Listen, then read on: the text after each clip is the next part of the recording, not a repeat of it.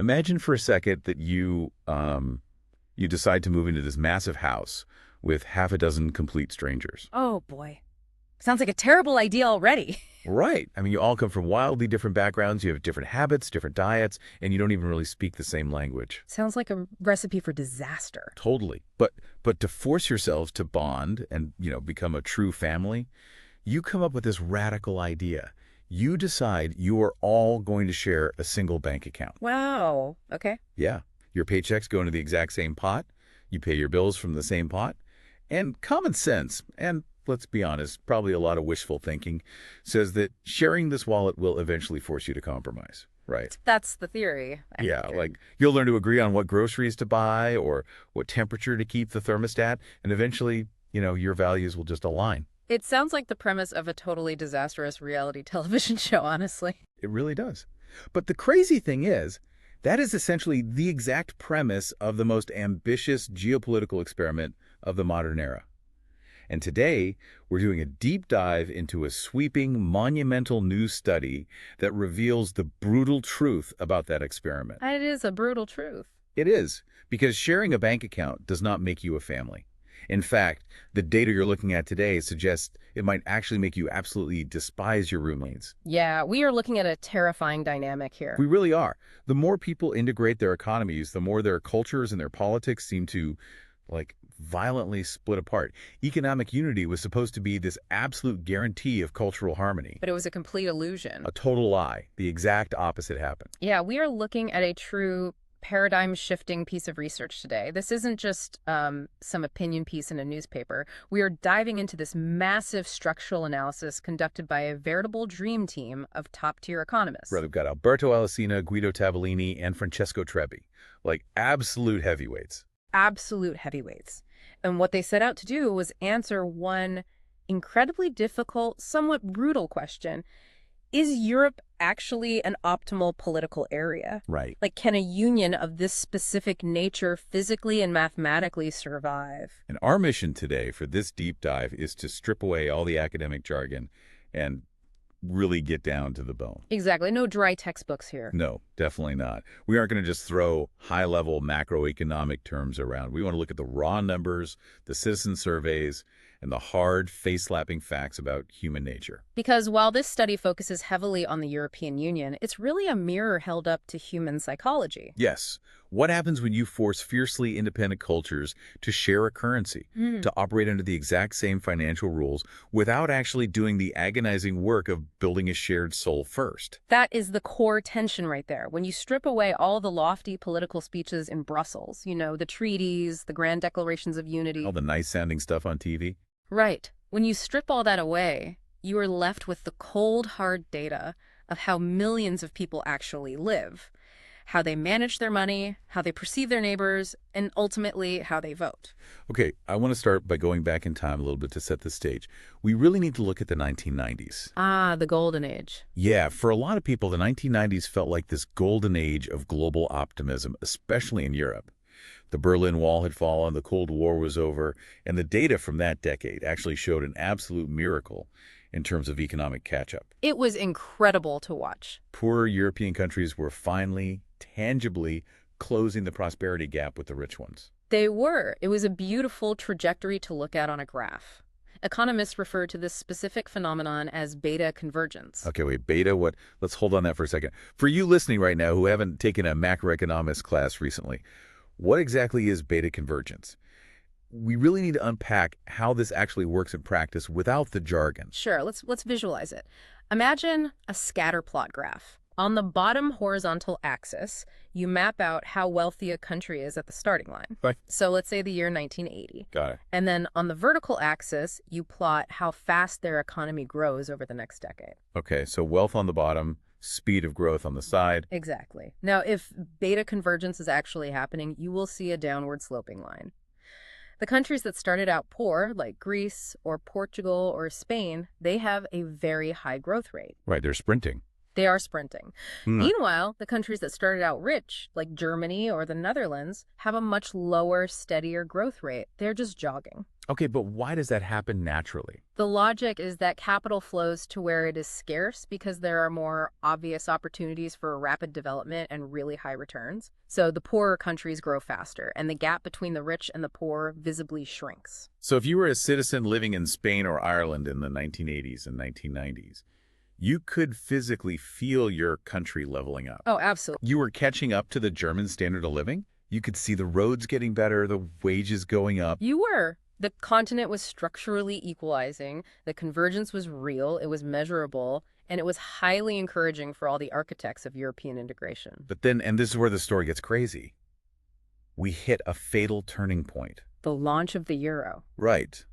The assumption was that introducing a single currency, the euro, would act like rocket fuel for this convergence. That was the promise. Like, if they were catching up with different currencies, imagine how fast they would catch up with the exact same currency. But the euro didn't cement the miracle. It assassinated it. It completely killed it. The timeline and the data is just stunningly clear. In 1999, the euro is officially launched. The member states log in their exchange rates and hand over control of their money. And that beautiful downward-sloping line of beta convergence. It completely flatlines. Wow. It becomes a totally flat horizontal line. The poorer countries just stopped gaining ground. The historical catch-up totally froze in place. Wait, I really need to push back on this, or at least try to visualize the mechanics here. The single currency acted like a giant pause button on prosperity for the poorer countries. That's exactly what the data shows. It's like, it's like a track coach deciding that to make the team more unified, everyone has to wear a size 9 shoe.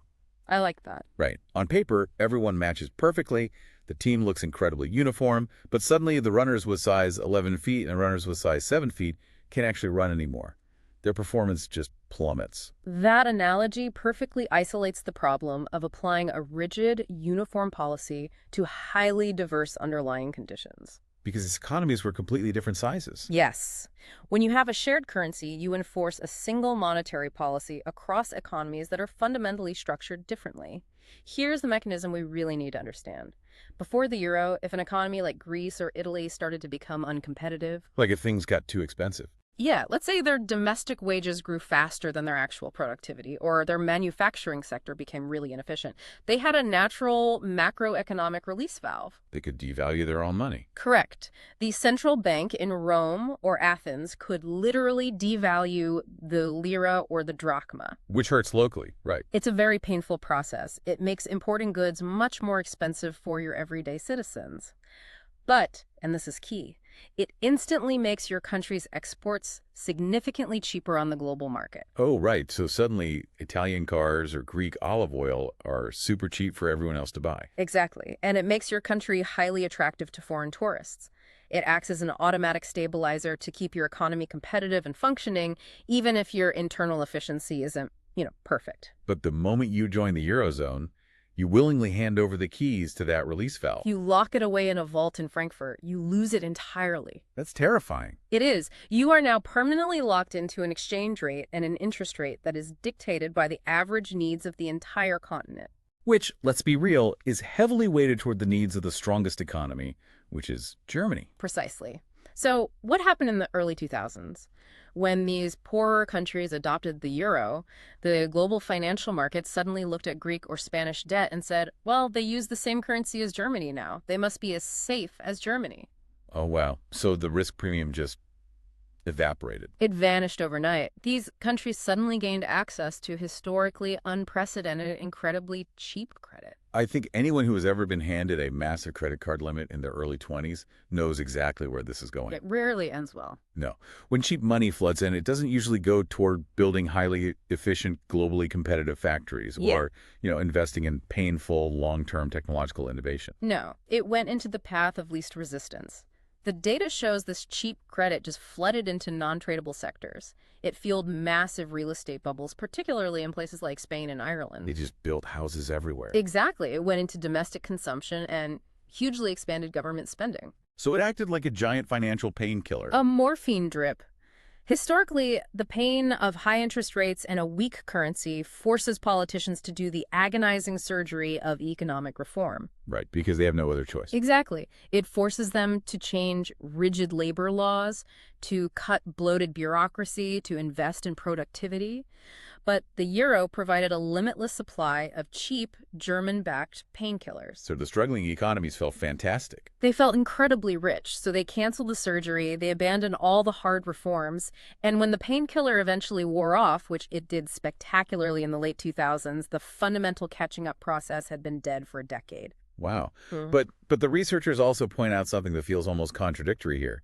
At the exact same time that the prosperity catch-up froze, the business cycles of these different countries synchronized perfectly. Yes, the economic pulses align. Meaning what exactly? The year-to-year volatility, the swings in economic output, they became highly coordinated across national and even subnational borders. So when the German economy ticked upward, the Spanish economy ticked upward. When the French economy dipped, the Italian economy dipped. So the whole continent was basically breathing together. They were breathing together, yes. Okay, so let's look at this paradox. They are breathing together, their economic fluctuations are pulsing in absolute unison, but the actual ground-level prosperity of the people has completely stopped converging. Right. Which brings up a massive question. Think about your own neighborhood for a second. If the poorer side of town stops catching up to the richer side of town, you would assume overall inequality would explode, right? That's the natural assumption. Yeah. If the convergence flatlined in 1999, why didn't overall inequality across the European continent just skyrocket? That is where the researchers uncovered a bizarre, almost unbelievable balancing act. They looked at the overall income inequality for all citizens across the entire continent over a 30-year period. And to do this, they used the Gini coefficient. Okay, let's do another quick definition for the listener. The Gini coefficient is basically a mathematical visualization of inequality. Right. So if one single person holds all the wealth in a society, the score is a 1. But if every single person has the exact same amount of money down to the penny, the score is a 0. So you're looking at a scale from total equality to total monopoly. Exactly. And when the researchers plotted the total continent-wide Gini coefficient for Europe from the 1980s through the 2000s, the line didn't move an inch. Not an inch. It was perfectly, stubbornly flat. Total inequality remained completely static. Wait, how is that mathematically possible? If the poorer nations stopped catching up to the richer nations, shouldn't the inequality metric have worsened? It comes down to two opposing forces pushing against each other with exact equal pressure. You have to look at the gap between countries and the gap within countries. Okay. In the early years, the gap between a country like Greece and a country like Germany was shrinking slightly. Right, the beta convergence. Yes. But that shrinking was perfectly mathematically canceled out by the exploding gap between the rich and the poor inside those individual countries. Okay, let me make sure I'm wrapping my head around this. The distance between the average Greek citizen and the average German citizen might have closed by a few inches. But the distance between the wealthiest tech CEO in Athens and the poorest waiter in Athens exploded by those exact same few inches. You've isolated the exact dynamic. The forces of macroeconomic convergence between the nations were completely neutralized by the forces of extreme class division inside those nations. Wow. So the rising tide of the 1990s and the cheap credit of the 2000s didn't lift all boats equally. Not at all. It lifted the yachts and it left the rowboats totally behind. And because these two trends pushed in perfectly opposite directions, the overall statistical picture of European inequality remained completely frozen for 3 decades. That is wild. It means the stability was an illusion hiding massive internal stress. Absolutely. If the economic engine was stalling out and creating these internal class divides, the founding fathers of the European project must have been banking on their backup plan, which was cultural assimilation. Right, the grand social experiment. Yeah, the theory, going all the way back to the Schuman Declaration in 1950, was always that a shared market creates a shared soul. That was a dream. Economic integration brings cultural identity. If we trade together, we will eventually think together. Did the data actually back that up? It was a complete illusion. The data absolutely mercilessly shatters that assumption. The values of Northern and Southern Europe are not converging. They're not. No, they're tearing apart. Wait, how do economists even measure something as subjective as culture or values? I mean, you can't put a price tag on a worldview. Well, they utilize massive longitudinal data sets. primarily the European Value Surveys. These are comprehensive continent-wide polls taken from 1980 all the way through 2009, asking tens of thousands of citizens highly specific questions. What kind of questions? They don't just ask, hey, do you feel European? They ask granular questions about religiosity, views on sexual morality, the role of women in the workplace, and the role of the state in managing the economy. Oh, so deeply personal stuff. Very personal. By mapping the answers to these questions over 30 years, the researchers can track the literal trajectory of human belief systems. And when they mapped those beliefs, the gap between the North and the South didn't shrink. It grew massively. It widened significantly. Now, here's where we get a major face-slapping fact. When you hear that the cultural gap between Northern Europe and Southern Europe is widening, the immediate, instinctual assumption is that Southern Europe must be going backward. Right, that's what everyone thinks. We assume places like Italy or Greece are becoming more traditional, more religious, more conservative, while the North moves steadily forward. That is the standard narrative, and it is entirely wrong. Southern Europe did not go backward. They actually became significantly more modern over those 30 years. The data shows they became more secular, more tolerant, less traditional in their views on gender roles. Wait, so they were moving in the right direction? They were moving in the exact direction the integrationists wanted. But the gap still widened. If the South was moving forward, how did the gap get bigger? Because Northern Europe strapped on a modernization jetpack. A jetpack. Yes. The Nordic countries, Germany, the Netherlands, they sprinted into secular modern values so incredibly fast that they literally left the South in the dust. The gap widened not because the South stopped progressing, but because the North broke the sound barrier of cultural shift. It's like watching two runners on a track. The runner representing the South is jogging forward at a steady, respectable pace. They're improving their lap times. They feel good. Right. But the runner representing the North suddenly straps experimental rockets to their shoes and just blasts off. The physical distance between them gets huge. But it's not because the South gave up.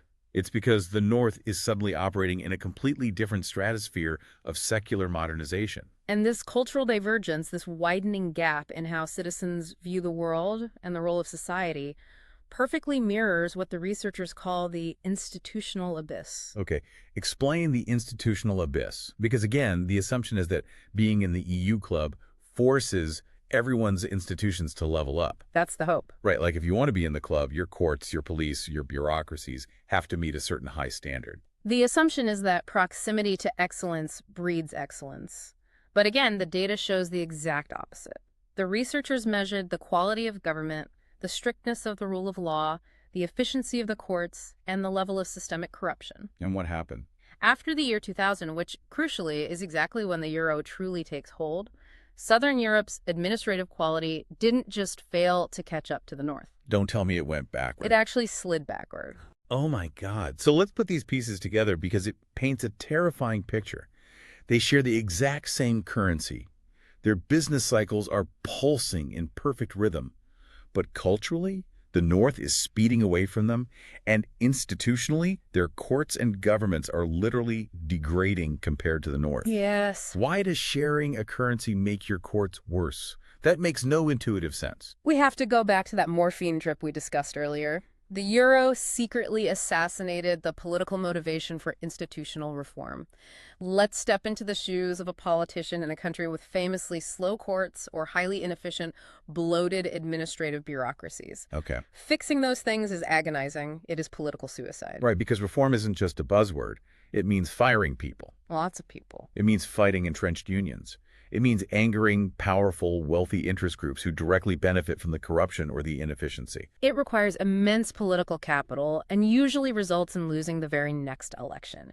Historically, politicians only undertake that kind of agonizing reform when their back is completely against the wall. When the money runs out. Exactly. They do it when their national currency is collapsing, when inflation is soaring, and when the international bond markets look at them and say, we refuse to lend you another dime until you clean up your courts. But the euro gave them Germany's credit card. Precisely. The disciplinary force of the bond market was totally neutralized. Why engage in political suicide to fix a broken bureaucracy when international investors are throwing billions of dollars of cheap credit at you anyway? You just keep spending. The shared currency artificially propped up these economies. It allowed them to finance their inefficiencies rather than fix them. It hid the institutional rot behind a facade of strong currency until it was far, far too late. So the crash was inevitable. Completely. By the time the 2008 global financial crisis hit and the tide finally went out, the institutional divergence between the North and the South was revealed to be a gaping chasm. Okay, so if we pause and look at the scoreboard right now, economies stopped converging. Cultures are pulling apart at warp speed, and institutions are sliding backward into an abyss. It's grim. It is. At this point in the deep dive, it sounds like the cynical media narrative is completely vindicated. The narrative that says European nations are simply incompatible tribes, that a Frenchman, a German, and an Italian are just fundamentally biologically different in their worldviews and can never share a tent. It is the absolute easiest conclusion to draw, and it is entirely false. See, this is where the study gets absolutely brilliant. The data mercilessly shatters that stereotype. The cultural gap between European nations is mostly an illusion. This was perhaps the most paradigm-shifting finding in the entire paper. Oh, totally. When the researchers analyzed the European value surveys, they didn't just look at national averages. They didn't just compare average France to average Germany. They looked at the individual beliefs of tens of thousands of specific citizens across the continent. And they ran a variance analysis. And what did they find? What they found was that the cultural difference within a single country is 10 times larger than the average difference between different countries. I really need to stop you there because that defies everything we see on the news. 10 times. 10 times larger. You are saying the cultural variance inside the borders of Germany is 10 times wider than the gap between Germany and Italy. The math is undeniable. Let's make it concrete. If you take a random average citizen living in Munich, Germany, and compare their baseline cultural values to a random average citizen living in Naples, Italy, they are incredibly similar. Really? Yes. They cluster tightly together on issues of family, state role, and basic morality. But how did the researchers know their algorithm wasn't just broken? I mean, if their mathematical model says a German and an Italian are basically the exact same person, a lot of sociologists would say, well, your tool is blunt. You're failing to capture the nuance of nationality. That is a crucial methodological question. And to prove the algorithm wasn't just generating a false positive of unity, the researchers introduced a control group. They needed a benchmark. Right. So they added Turkey to the data set. Which is fascinating because Turkey is geographically right there. It has been deeply intertwined with European history for centuries, and at various points, it has literally been a candidate for EU membership. Exactly. But it has a fundamentally different religious, historical, and institutional background. Right. So they fed the survey data from Turkish citizens into the exact same algorithm. If the algorithm was just broken and designed to say everyone in the world is the same, Turkey would blend right in. It would just join the blob. But what happened? Immediately, the truth emerged.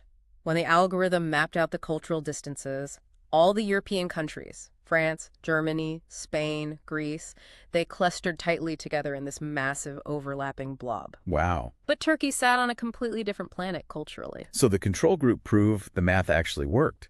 It proved that EU citizens actually are incredibly similar at their baseline. Yeah. The so-called massive differences between a French person and a German person only look huge when you zoom in incredibly close.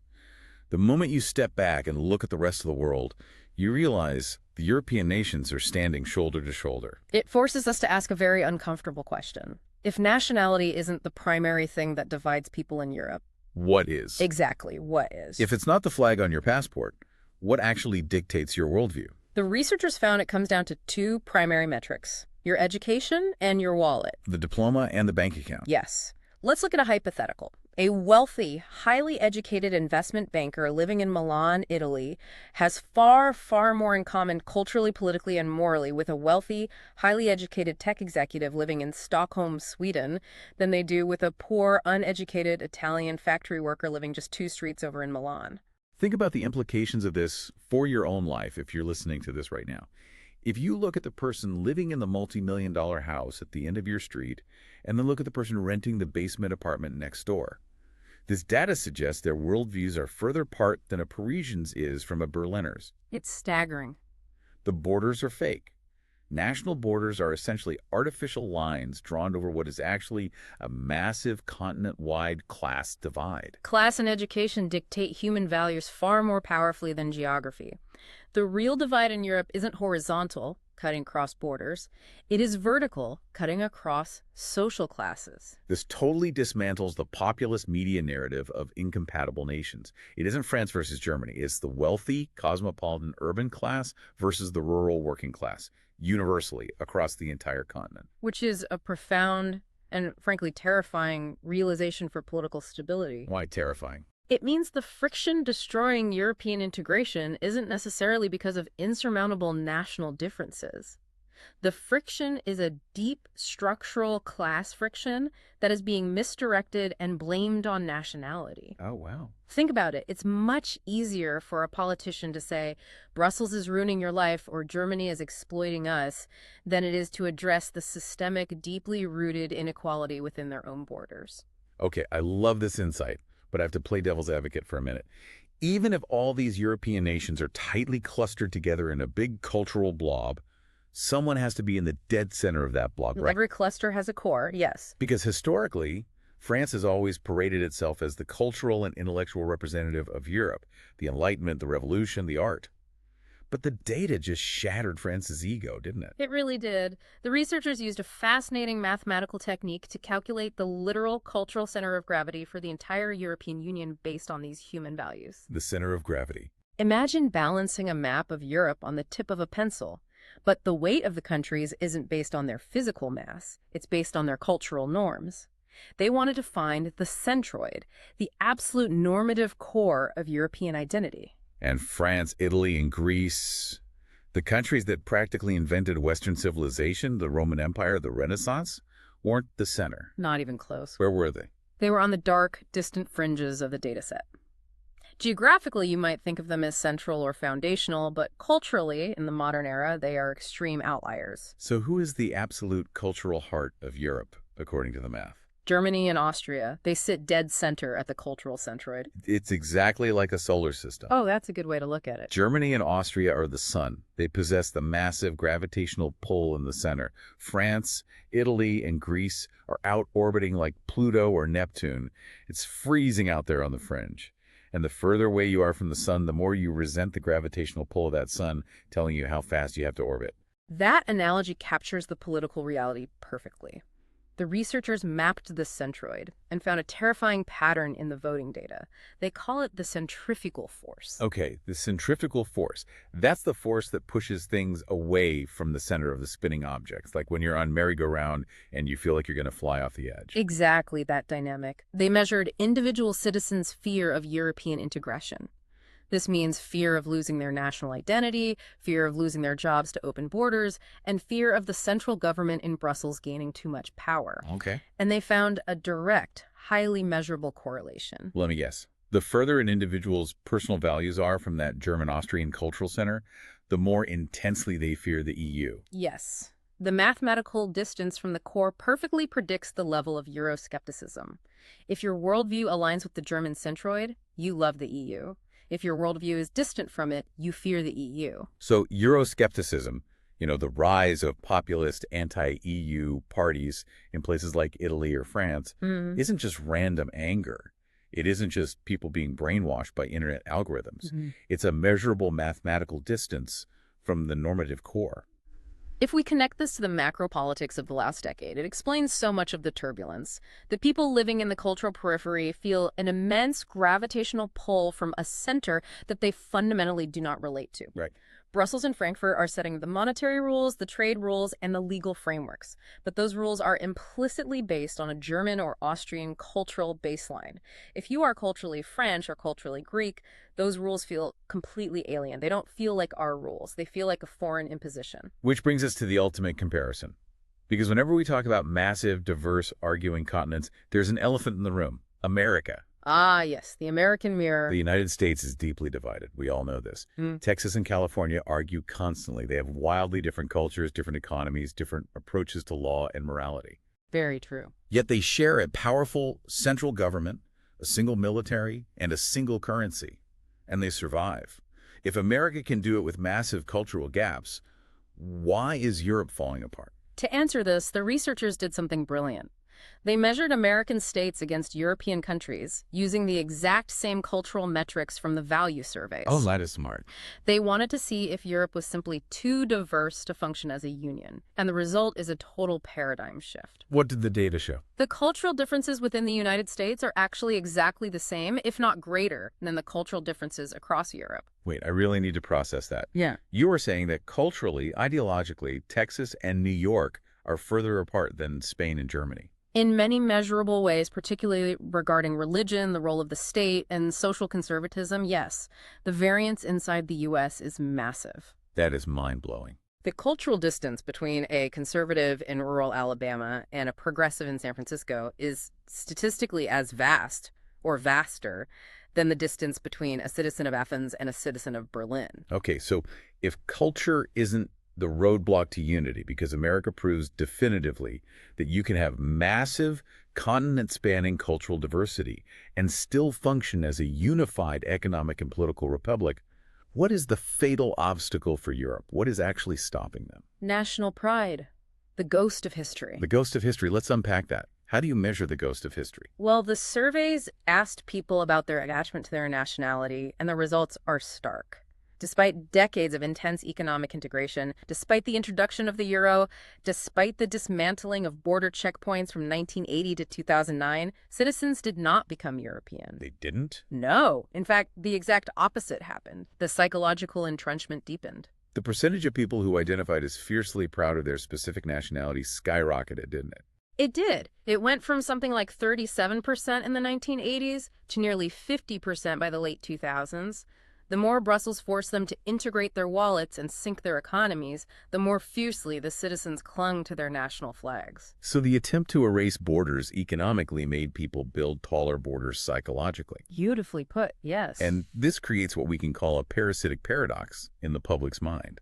The survey data shows a massive, irreconcilable contradiction in what the European public actually wants from this union. Let's look at the two sides of this paradox. On one hand, citizens desperately want the central EU government to act as their shield. Right. They overwhelmingly support shared European defense, unified border control against external threats, and continent-wide environmental protection. Like 70 or 80%. Right. Upwards of 70% or 80% of citizens across the board want Brussels to handle these massive global threats.